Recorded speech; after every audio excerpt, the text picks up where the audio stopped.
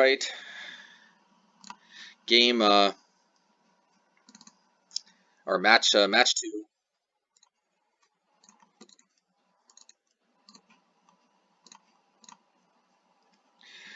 Excuse me if there was another recording there. I actually wanted a quick check if my last recording recorded properly. So it looks like it did. Well, hopefully. I mean, at least I recorded the right screen, so that particular issue wasn't an issue. I am going to keep this. This is definitely a case where Fairy Conclave is a little clunky, but it is interesting. It is worth noting that even if this was Castle Vantress, it's still coming to play tapped. But hopefully we finally get one of these attrition matchups that makes for interesting Magic. And, I think these cards are fairly well suited for those matchups. Wooded Foothills could mean a number of things. Most likely, I'm guessing a red variant, a red aggressive deck, or yeah, it's a red aggressive deck. Or I was going to say Gruul midrange. So this is kind of looking like very traditional mono red Prowess. I'm going to play the Aether Vial.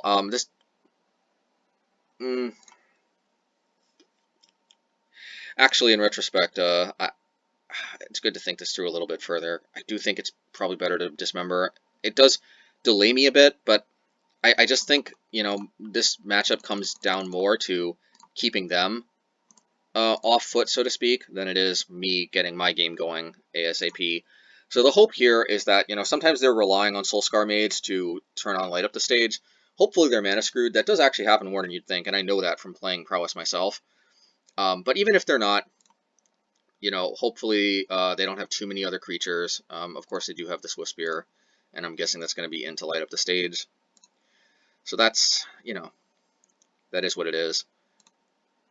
If so, there's not really much I guess I could do, but I still think it was worth it to play for the... Yeah, I would have taken so much damage here. Well, and an additional 2. But, still, I really can't, especially with these dismembers, I just can't really be... I gotta really use them now, otherwise they become dead later on. And this is unfortunate that this Aether Vial is so delayed. It's definitely a point against Fairy Conclave. But, the hope is that I draw my main deck Chalice next turn, and that carries me. Because I'm definitely trying to make most of the rest of my non-Chalice cards now the best setup for attrition matchups. Well, here's the Light Up the Stage that we knew about. Oh, it's blue-red Prowess. I mean, Fire Islet can be played in a traditional Prowess. Hopefully we draw a basic island. Otherwise, I really don't know.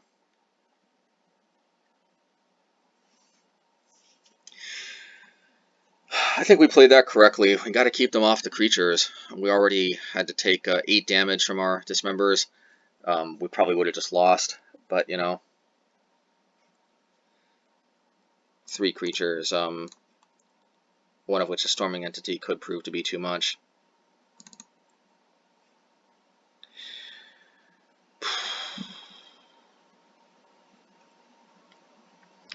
Well, you got to play risky sometimes.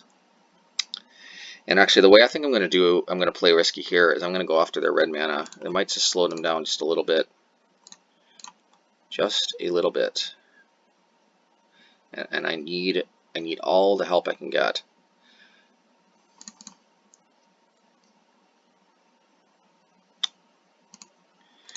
Well, hopefully I draw a land next turn so I can play Aether Vial and Chalice, and hopefully they've got literal nothing. They do actually. They need to play Smuggler's Copter next turn regardless because Lava Dart represents 2 damage. So I will be dead in 2 swings, at least, if not right now.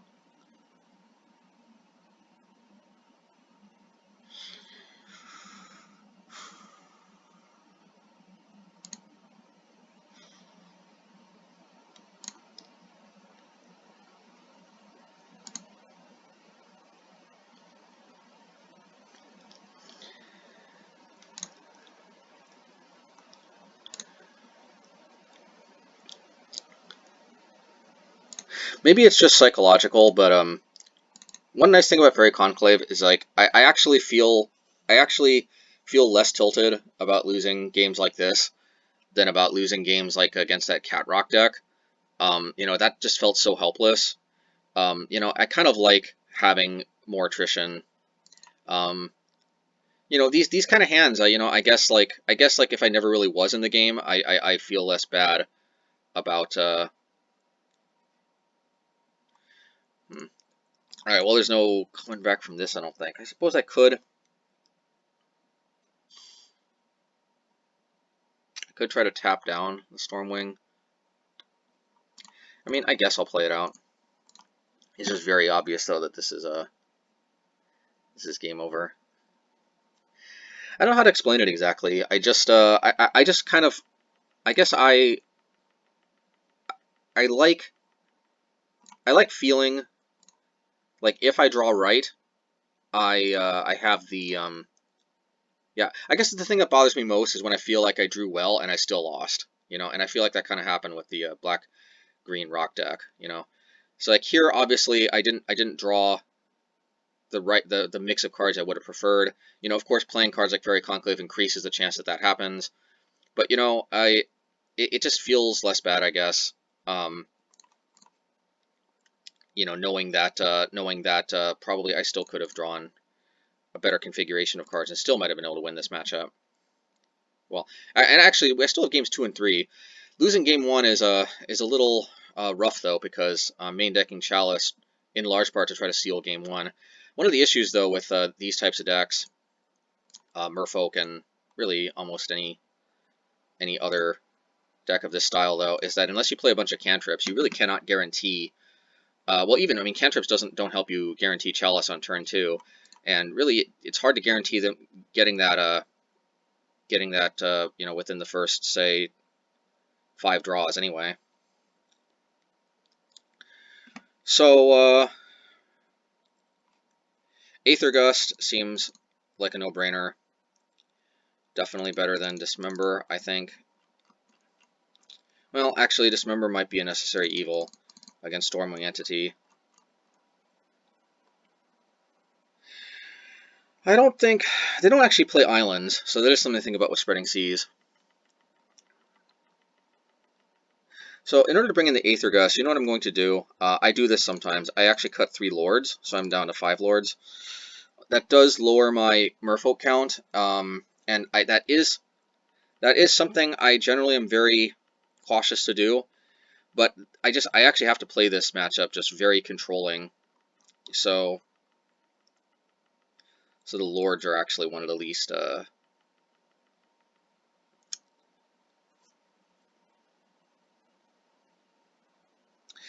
Actually, when I think about it more, I think maybe the lords are better than the smugglers' copters.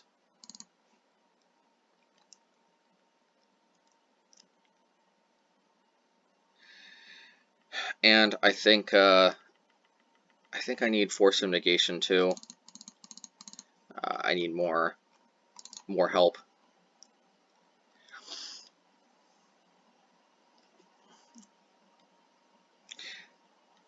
I'm going to keep 1 Smuggler's Copter, and I'm going to take out the Spreading Seas. I don't think that this deck is going to win. This deck is going to win most likely by locking out with Chalice. It's not going to win by making a big attack with Spreading Seas. And I am set up for a turn 2 Chalice, but it's at the expense of Aether Vial. That, nonetheless, in matchups like these, I think this is a sacrifice worth making. So I'm going to play the Fairy Conclave tapped. Again, it's interesting to note that this would have come into play tapped even if it was Castle Vantress. So, but you know, I feel like I kind of have to play either Fairy Conclave or Castle Vantress. I can't play too many pain lands, and I need the extra gas, the extra painless gas. You know, so hopefully they just scoop. I know it seems unlikely. They may not, if they do have Artifact Hate like a Braid, they may not want to play it on their turn because I might have Force of Negation. But of course, if they wait to my turn, I can Aether Gust it. So there is that. Well, I guess they were relying on cantrips.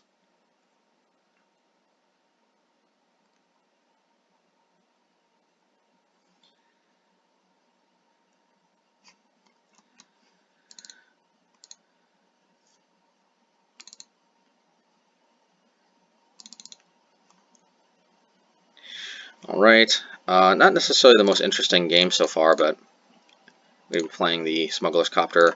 I can ditch the Aether Vial, which is now locked under my own Chalice. That's always nice. I do have the Force Negation, so I have my Chalice covered either way. Guess I'm interested that they have Crash Through and not Opt. Maybe they do have Opt too, I don't know. So I'm going to crew with Mutavault, just the cheapest, and if I draw a Lord, I want to be able to reveal it with Silvergill Adept, or Merfolk Trickster for that matter. Yeah, Aether Vial is the obvious pitch here.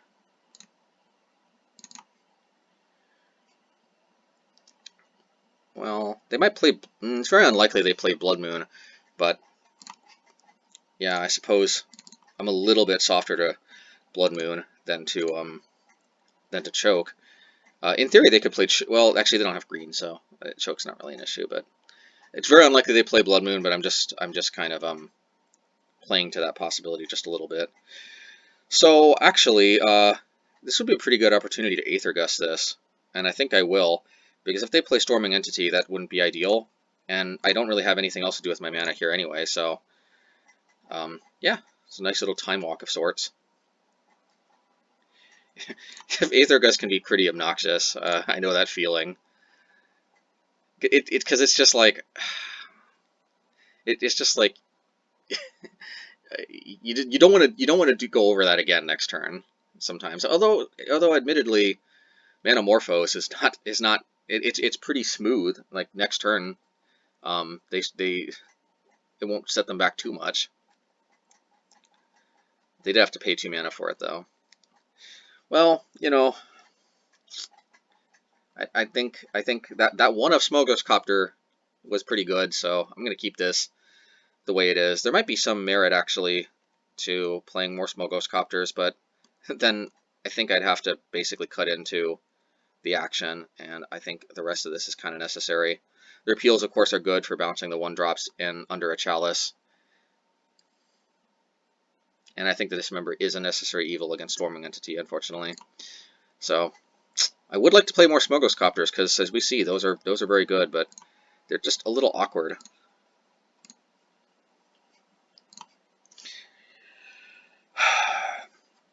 You know I was punished last league for keeping a hand like this, but you know, I do have action in the form of Force and Negation.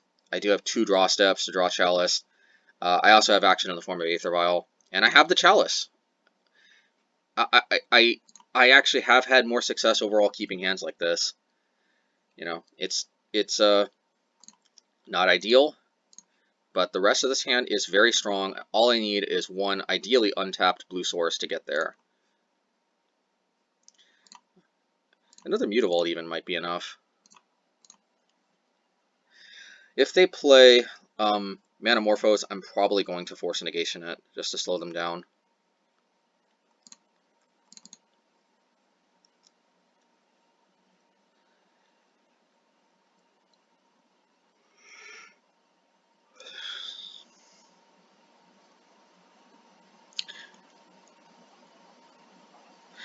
Crash through. Interestingly, yes. Don't think that's worth Force Negationing.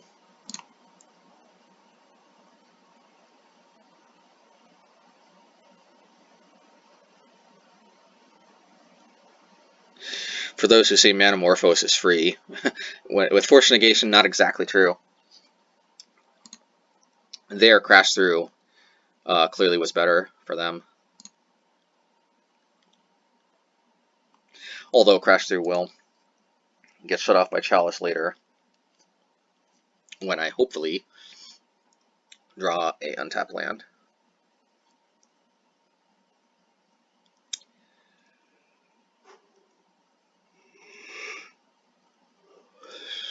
Lightning Bolt? Oh, Lava Dart. Yeah, it makes sense.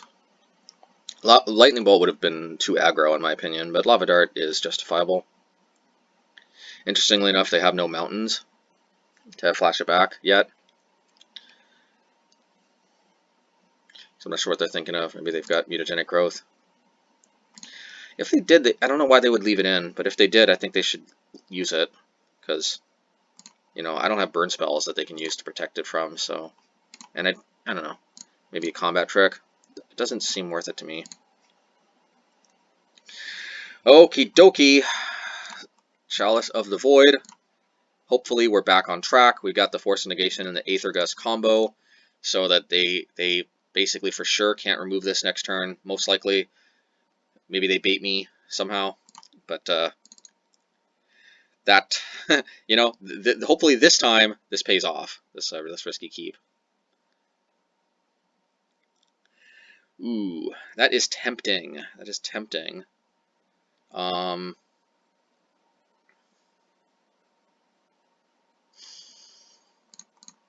That is tempting. Man, if they've got artifact removal, yeah, but the problem is Storming Entity. Well, yeah, Storming Entity is too big of a problem, and I don't have Dismember.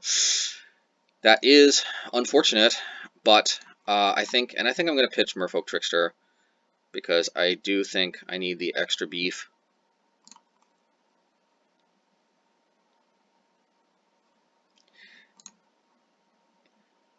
And Aether Gust seems like a pretty good catch-all, so to speak. Well, since I catch-all, it doesn't deal with Storming Entity, but a good catch most. And the hope here is also that they're kind of mana screwed. So I'm going to repeal now. No reason not to. I don't think they play Force Negation. Did play the land. I think I do want to keep hitting my land drop, so that I am running out of good things to pitch. Okay. Well, also if this is Storming Entity, yeah, it's actually kind of a problem. No way around it. I just really couldn't see myself ditching Lord of Atlantis. This feels kind of okay. That's interesting, but I guess that kind of makes sense, given that I presented like so many non-basics. It's actually not as bad against Merfolk as players might think, but I just find this so interesting because I would think that Storming Entity is kind of one of the things they're playing towards. I've even brought Blood Moon myself against them, so they're not actually super... It's not like they don't care about Blood Moon at all. So, you know, they do play Burst Lightning, so there is some merit to playing the Master now, but that of course is shut off by Chalice. So I think just playing around something like Anger of the Gods is probably superior. But I like this Blood Moon because Storming Entity was one of the only things I was really afraid of, and they've kind of shut themselves off from that. You know, I suppose they could play another Manamorphose. Maybe they boarded it out. I don't know. I'm not sure that this... Yeah, and they've shut off their Fiery Islet. They can't cycle anymore for them either. I don't know. I'm sure that my opponent is doing their best. All I can say is I am happy to see this Blood Moon. I think this is helping me more at this point than them. All right. All right. Well, hey, we're 2-1. Hopefully we'll do better this time than the last league, and let's see how this goes.